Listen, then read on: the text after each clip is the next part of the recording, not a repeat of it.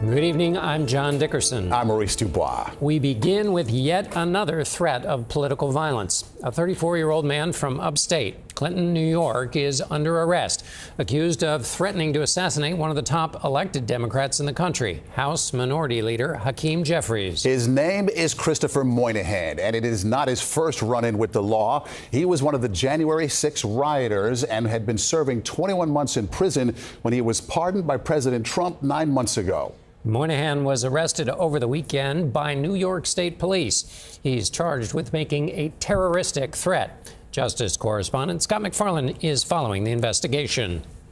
Christopher Moynihan was on the Senate floor, rifling through desks and helping seize control of the Senate dais on January 6th.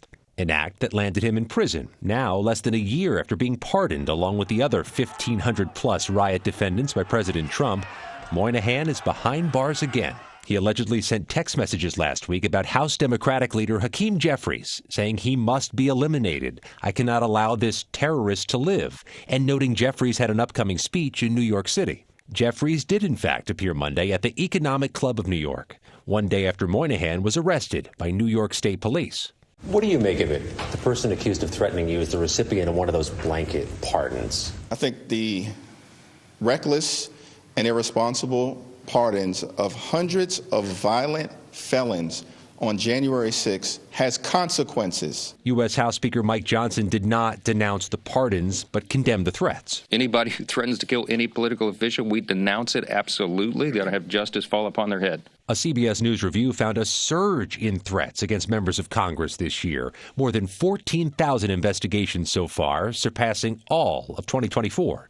With the recent assassination of Charlie Kirk and the state Democratic leader and her husband in Minnesota. Former federal prosecutor Mike Romano says political violent actors become malicious celebrities and, if freed, risk becoming repeat offenders. They're still driven by the same motivation. They're still likely connected to the same groups. They're still likely talking to some of the same people. The motivations and the social organizations that encourage them to commit violence persist.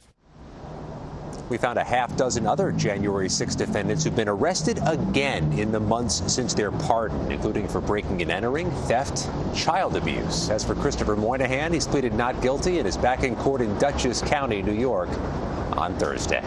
Scott MacFarlane, who broke this story in Washington. Thank you, Scott.